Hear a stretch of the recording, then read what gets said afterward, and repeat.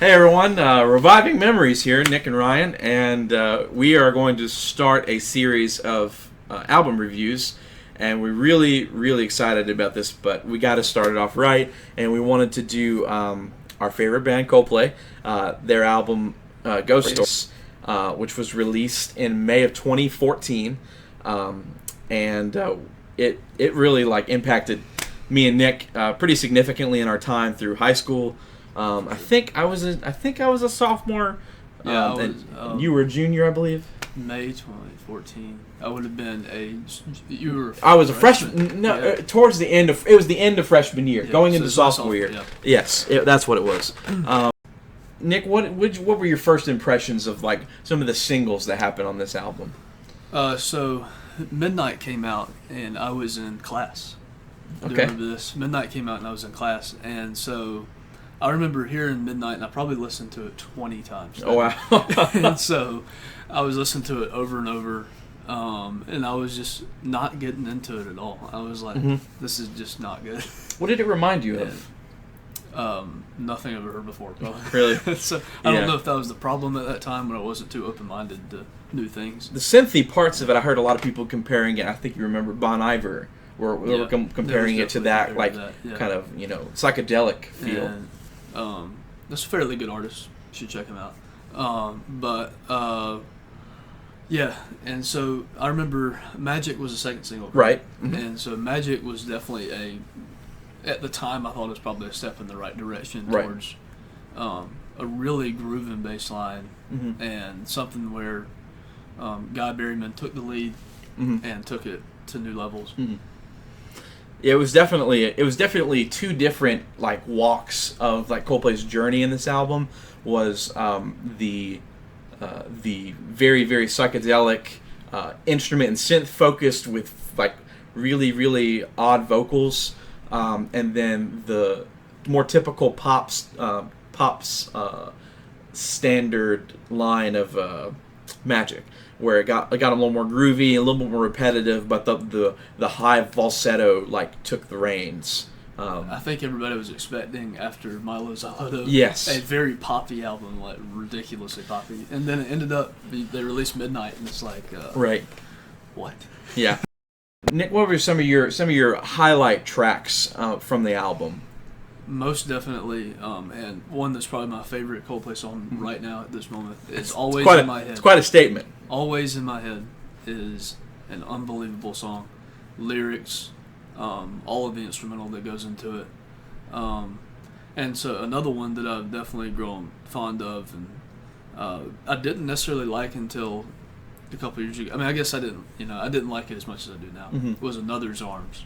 Oh, yeah. And so that's a great track that definitely recommend those two. They're both kind of slow burners, but that's most of the album. Yeah, most of the album really hits with the it flows together nicely. Some songs, particularly like Magic and A Sky Full of Stars, they're kind of good standalones. But the rest of the album, and a little bit of theory here, a lot of the album is actually in the same key. There's only two, maybe actually three songs that are not in the same key. Ink, True Love, Midnight, and maybe not Midnight. I think Midnight was in True Love's key. I don't know. And True Love. There's a couple of songs in there that all just have the same tonal set, and they just flow right back to back against one another. Even when they weren't in the same key, they flowed pretty well. Yes, exactly. Very good flow. The vocal style was similar. I mean, as always, kind of always that way with Chris Martin's falsetto style vocals, but it didn't. The album flowed very nicely. A lot of the times, especially in my initial listens of the songs, everything just kind of melded together, and I could never tell without looking at my phone where the tracks were stopping or starting. Especially with Ink and True Love, they were very similar. And True Love and Midnight too. Yes, yeah, exactly. It just kind of sounded like a big bridge. Yeah. That was definitely one of the stronger things of the album. I love it when that happens. Yeah, oh yeah. Music, so it was really incredible how well it meshed together. But for me, my two favorite tracks are probably Ink and the closer of the album. So Ink for me surprisingly, a lot of people didn't really enjoy this song too much, especially like my friends. Whenever I showed them the album, and they get to there and they're kind of off put by the awkward percussion. It's awkward lyrics too. Yeah. The lyrics don't stray far from the actual album title. It just talks about a tattoo as a metaphor for the mark a person has on your life. But the album, that song in particular, it is a really really stretched out, fast groove that has a lot of really really good rhythmic motion from everyone.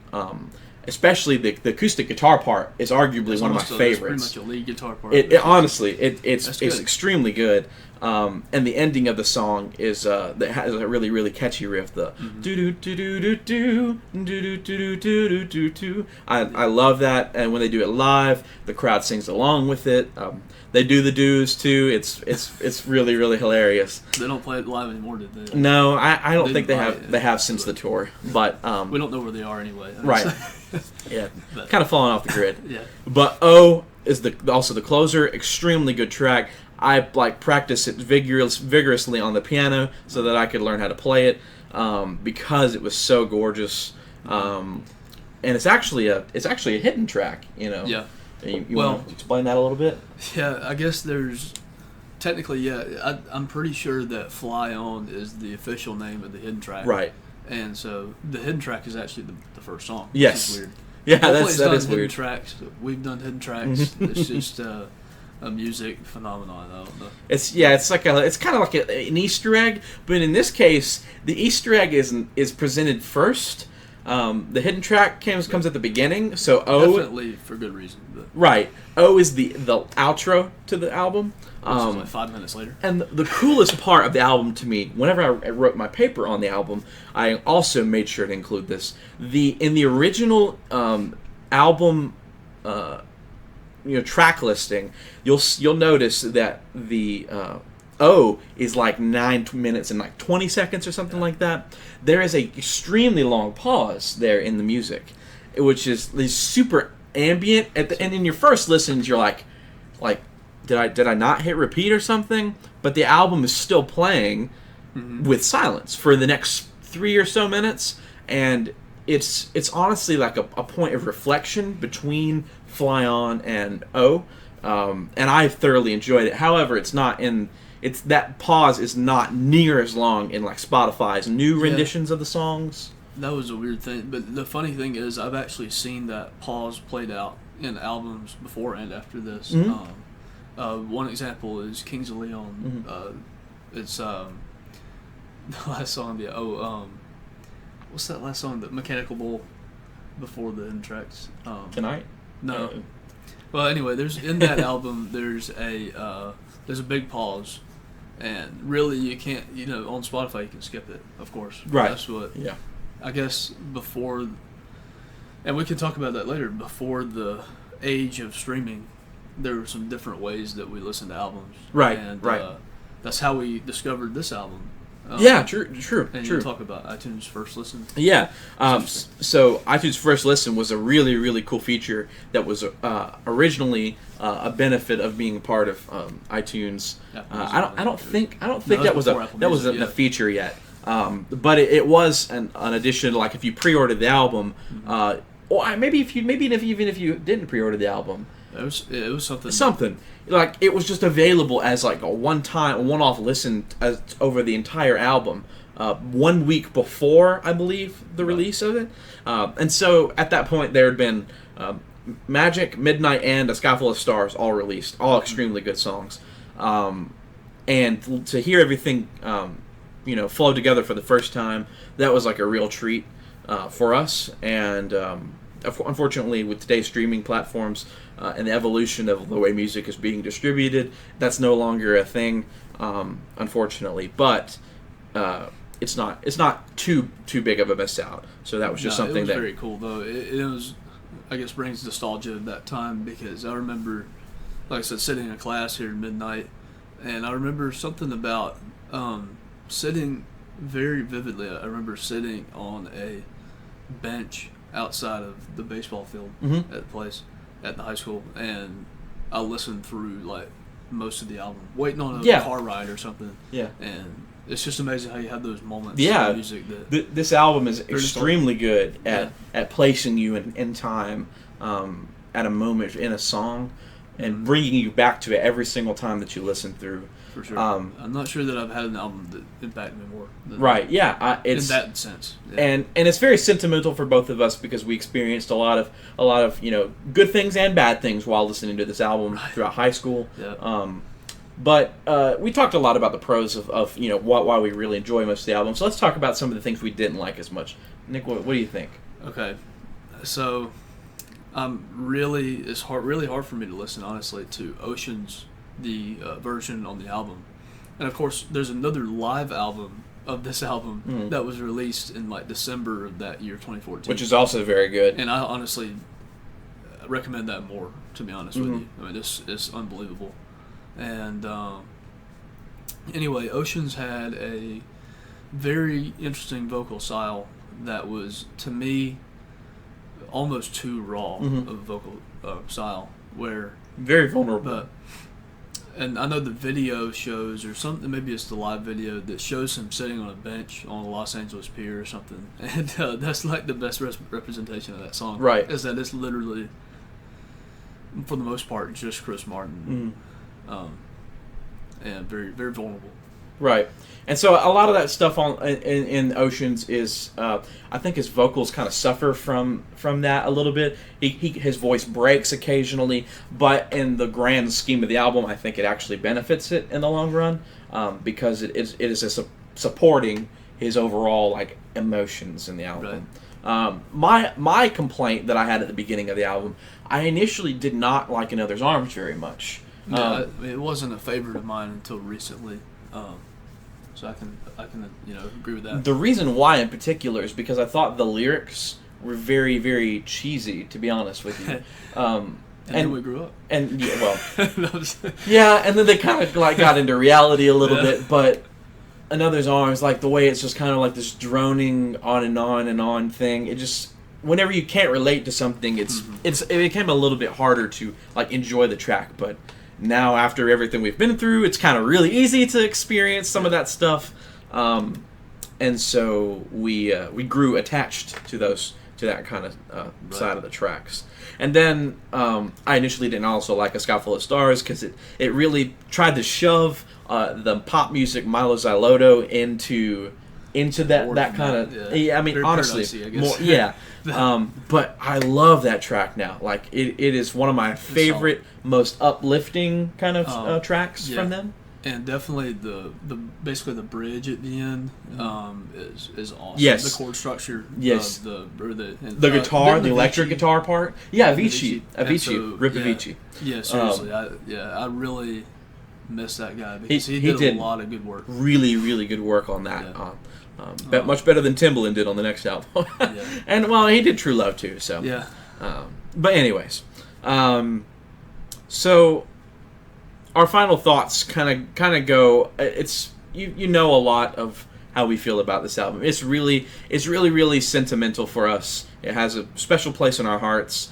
And there's not much that we can really say to, like, other than really nitpicky kind of things for particular tracks. The album as a whole is nearly flawless. And I want to mention real quick. Okay.